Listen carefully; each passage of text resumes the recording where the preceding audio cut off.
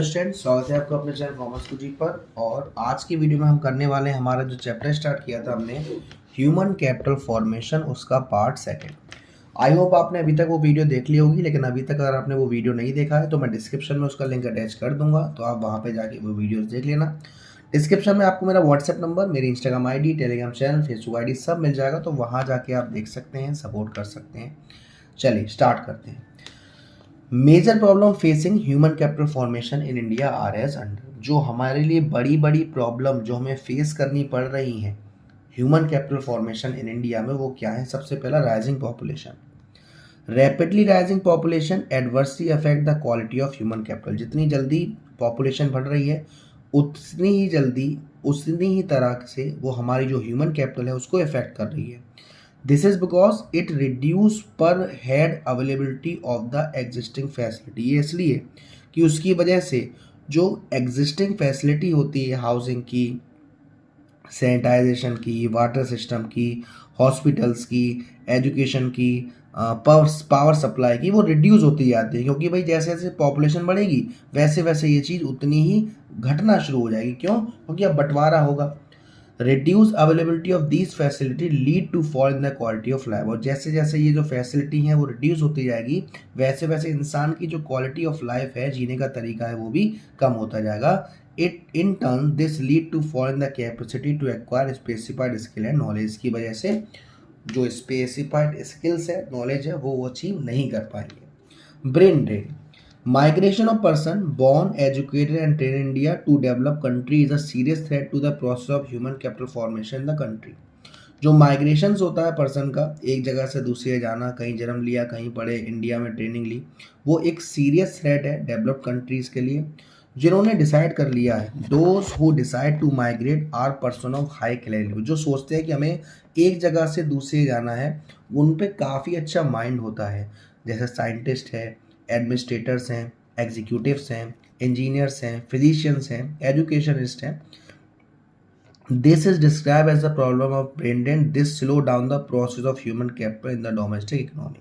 भाई आपने पढ़ाई यहाँ से करी, लेकिन आप बाहर चले गए एक तरीके से अच्छा पैसे कमाने के चक्कर में, तो ये हमारा एक तरीके से नुकसान है हमारी कंट्री की इकोनॉमी के लिए।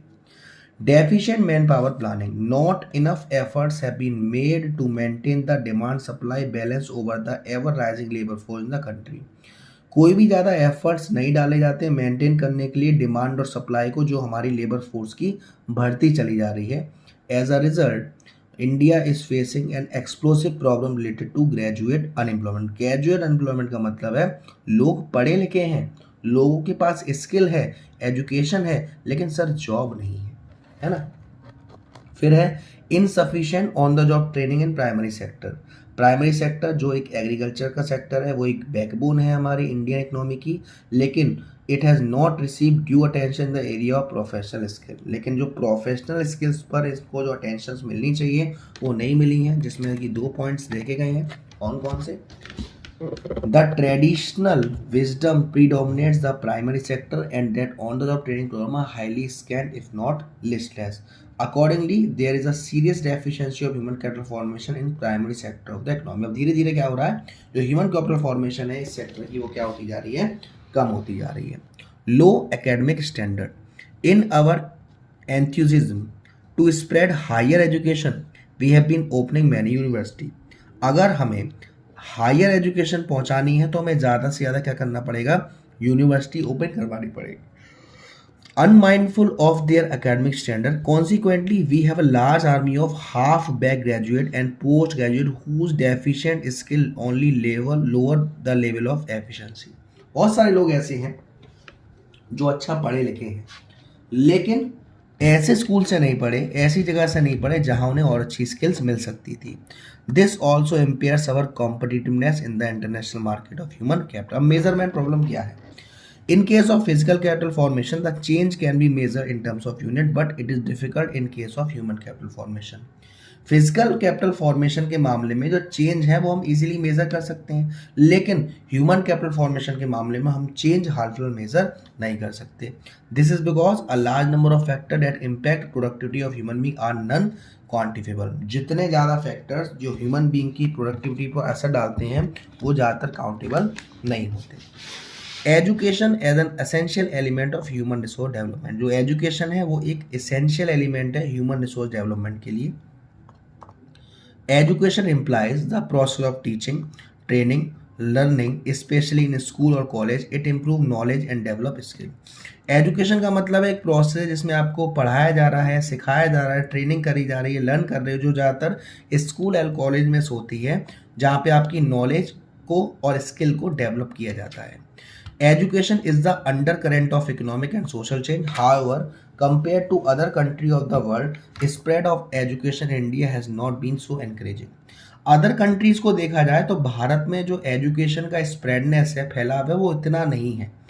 Even literacy rate in the country continues to be very low. Literacy का मतलब होता है पढ़े लिखे लोगों की संख्या, उसे लिटरेसी रेट कहते हैं। According to the census 2011, nearly 74.04% of population is literate, यानी कि 100% में से 74.04% जो थे लोग वो पढ़े लिखे थे। वहीं अगर डेवलप कंट्रीज की बात करी जाए तो वहाँ 90 से 95% जो लोग थे वो पढ़े लिखे हैं। तो ये एक कारण है डेवलपनेस नहीं हो पा रही है। Education and literacy are not identical terms. एक जैसे टर्म नहीं है। एजुकेशन एक वाइडर कंसेप्ट है, लिटरेसी इतना कंसेप्ट नहीं है। उसमें बस लिटरेसी का मतलब होता है कि अगर आप कुछ पढ़ सकते हो, समझ सकते हो, लिख सकते हो तो वो लिटरेसी है, ठीक है ना। Importance and objectives of education.